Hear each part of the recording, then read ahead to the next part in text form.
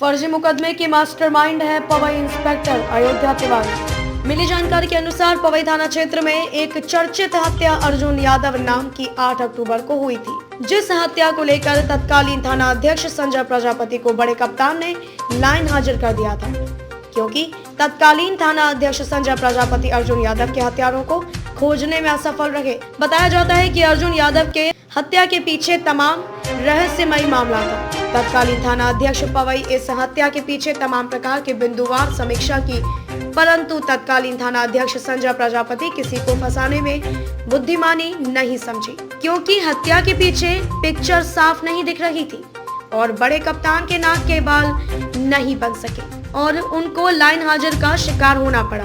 इसी बीच आजमगढ़ जिले के चर्चित इंस्पेक्टर अयोध्या तिवारी को कमान मिल ही गई। अयोध्या तिवारी इंस्पेक्टर का चाल चरित्र चेहरा इस कदर है कि बिना पैसे के 1 इंच खिसकना इनके लिए बहुत बड़ी बात है। पैसे के लालची और मगरूर के चलते जिले में तमाम ऐसे फर्जी कार्य किए गए, जिसका उदाहरण है ब्रजेश मिश्रा पुत्र चिंतामणि मिश्रा निवासी गांव मित्तुपुर को फर्जी हत्या के मुकदमे में फंसाकर जेल के सलाखों में डाल दिया गया। मामला यह है कि लगभग 1 हफ्ता पूर्व इंस्पेक्टर अयोध्या तिवारी ब्रजेश मिश्रा को एक जमीन के पेपर के बहाने थाने पर बुलाया। ब्रजेश मिश्रा जमीन के पेपर लेकर थाने पर गए और उनसे जमीन का मुकदमा ना पूछकर उनसे हत्या के बारे में पूछताछ करके उनको छोड़ दिया। फिर तीसरे दिन उनको थाने पर बुलाया गया और हत्या के बारे में पूछताछ करके छोड़ दिया गया। फिर 5वें दिन भी पूछताछ करके उनको छोड़ दिया गया। उसी के दूसरे दिन अयोध्या तिवारी इंस्पेक्टर का फोन आया, आप थाने पर आकर मुलाकात कर लीजिए। इस पर ब्रजेश मिश्रा ने थाने पर ना जाकर वह आजमगढ़ डीआईजी सुभाष दुबे को अपनी कहानी बताई, जिस पर आजमगढ़ डीआईजी ने इंस्पेक्टर पवई अयोध्या तिवारी और सीओ फूलपुर को निर्देशित किया कि किसी भी व्यक्ति को फर्जी तरीके से आप लोग परेशान मत करिए और ना ही किसी को फर्जी मुकदमे में फंसाइए। अपनी चालाकी, मगरूरपन और पैसे के लालची पवई इंस्पेक्टर अयोध्या तिवारी के कान में जू तक नहीं रहेगा। और आधे घंटे के बाद ब्रजेश मिश्रा के घर जाकर उनकी पत्नी को थाने पर जबरदस्ती चलने के लिए मजबूर कर दिया, क्योंकि ब्रजेश उस समय डीआईजी से मिलकर घर ही आ रहा था। तब तक घर की पूरी घटना की जानकारी ब्रजेश को हुई। इस पर ब्रजेश ने बताया कि मैं थाने पर आ रहा हूं, आप पत्नी को छोड़ दीजिए। तब तक इंस्पेक्टर ने कहा कि आप जमीन के पेपर लेकर थाने आइए। ब्रजेश ने जमीन के पेपर लेकर थाने पर गए और जैसे ही थाने पर गए उनको पकड़कर हवालात में डाल दिया गया और ब्रजेश से 2 लाख रुपए की डिमांड की गई। बेरोजगार ब्रजेश उतना पैसा देने में अपने आप को सक्षम नहीं समझा। ब्रजेश ने बताया कि मैं मात्र 20,000 ही दे पाऊंगा। इस पर नाराज इंस्पेक्टर ने कहा कि बेटा तब तुमको हवालात की रोटी खानी ही पड़ेगी। जो अपराधी साबित कर रहे हैं, जबकि वो अपराधी नहीं है। 8 अक्टूबर को मर्डर हुआ था, कैसे हुआ, कहाँ हुआ, ये हम नहीं जानते, लेकिन यहाँ किसी को भी पता नहीं है। आज 3 महीने से हमारे यहाँ मंदिर का काम चल रहा है और वो लगातार हमारे अपने यही गांव में है, मंदिर का कार्य करवा रहे हैं। एक बात। दूसरी चीज जो है, यहाँ एसआई हमारे यहाँ जो चौकी प्रभारी हैं, बराबर प्रतिदिन जो है आना जाना उनका लगा रहता है, हर कोई जान रहा है। और इसके पहले जो संजय या क्या नाम करके जो एसओ थे हमारे थाने पे, और वो थाने पर 2-3 बार इनको बुलाए और वह उसी मर्डर के पीछे पूछने के लिए, लेकिन सब कुछ उन्होंने पूछा, अच्छा सब कुछ किया, लेकिन जांच में ऐसा कुछ भी नहीं मिला। उन्होंने कहा कि ठीक है काम करिए, आप रहिए, ऐसा कुछ नहीं है, अपराध करने वाला तो कोई और है। और वहां से फिर इनको कैसे सस्पेंड किया गया, कहाँ ले जाया गया, लाइन हाजिर किया गया, हम नहीं जानते। लेकिन एक अंबारी के चौकी प्रभारी शायद थे और उनको एसओ बना करके यहाँ प्रभारी बना करके भेज दिया गया थाने पे, और वह कोई तिवारी करके हैं और वह 1 नंबर का घुसखोर है। इसलिए है, अभी हम उसको बताते हैं आपको। जब हमारा भाई डीआईजी के शाम 17 तारीख को हमारा भाई जो है डीआईजी के पास था और यहाँ शाम को हमारे घर पर फोर्स आ करके हमारी जो भयो है हमारे भाई की औरत, उसको ले जा करके जबरदस्ती ये लोग घसीट रहे थे, मार रहे थे और वहां थाने ले जा रहे थे। जबकि यहाँ गांव का एक हमारे बगल का भाई साहब का लड़का है सोनू, जिसको जो है वो पकड़ करके ले गए, वहां इसको छोड़ दिए। और वहां से फोन आया हमारे भाई का कि हम डीआईजी ऑफिस में हैं, घबराइए नहीं, एसओ से बात हुई कि हम आ रहे हैं आपके पास थाने पे। और जबकि आप एक चीज देखिए कि चाहे डीआईजी के यहाँ से सीसीटीवी लगा हो उसको भी आप देख लीजिए, कंफर्म कर लीजिए, और यहाँ थाने पर लगा है। ये कह रहे हैं कि मैं मृत्युपुर उनके मकान से मैं पकड़ करके लाया हूं, जबकि ऐसा कुछ नहीं है। बार बार कई दिन इन्होंने बुलाया हमसे, जो है हमारे भाई से कहे कि जो है आप मकान का कागज लेके आइए, मकान का कागज लेकर के जाते थे, लेकिन झूठा एक मुद्दा, केवल मकान करके, ऐसा जबकि कुछ नहीं था।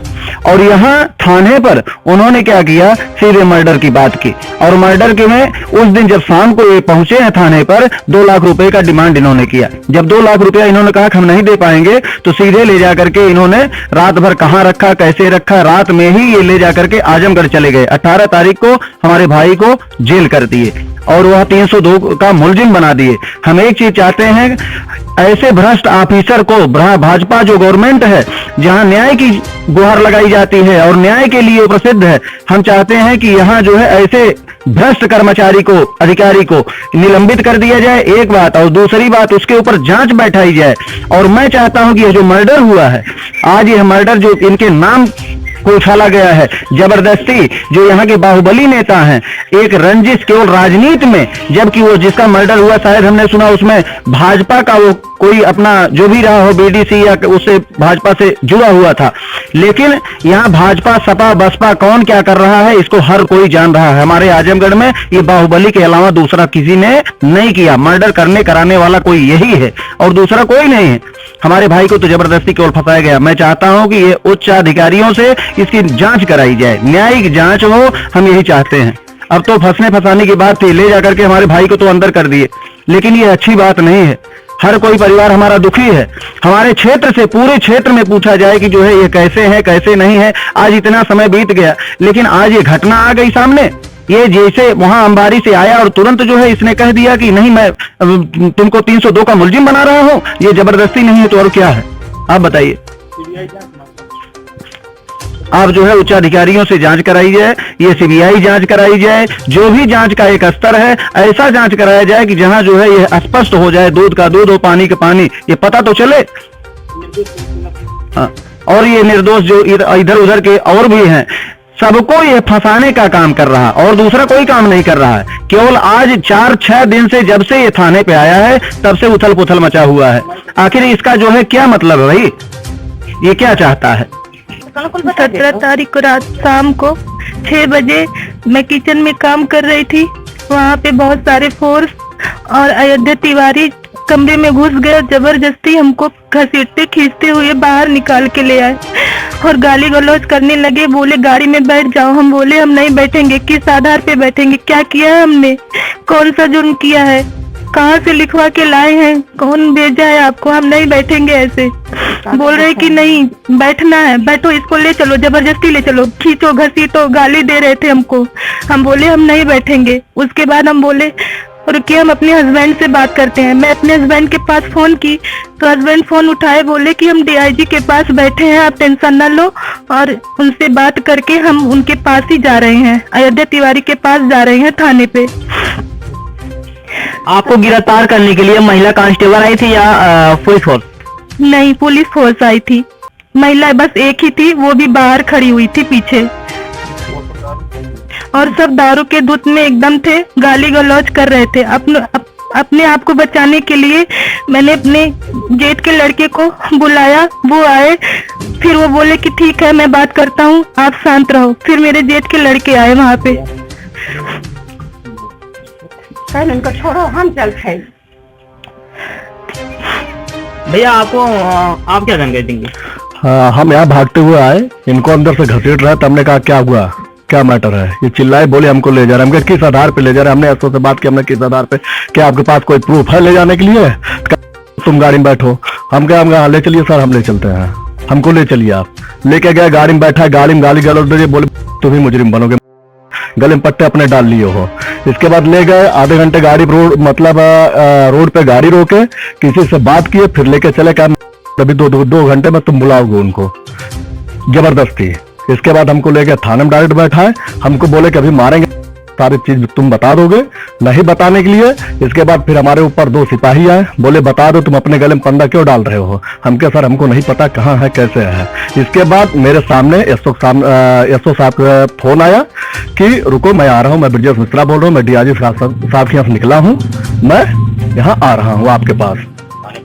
थाने पाए और उसके बाद हमको अंदर बैठा दिए। इसके बाद बोले फिर जब भैया आए बातचीत होने लगी, भैया भी तुरंत लाकअप गए, फिर 2 लाख रुपए का डिमांड किए, जिसमें बोले कि मैं 2 लाख रुपए इमरजेंसी में नहीं दे पाऊंगा।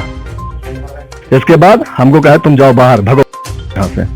जब भैया आ गए उनको बैठा लिए और दिखा रहे हैं मित्तुपुर, लेकिन वो आए थे डायरेक्ट थाना में।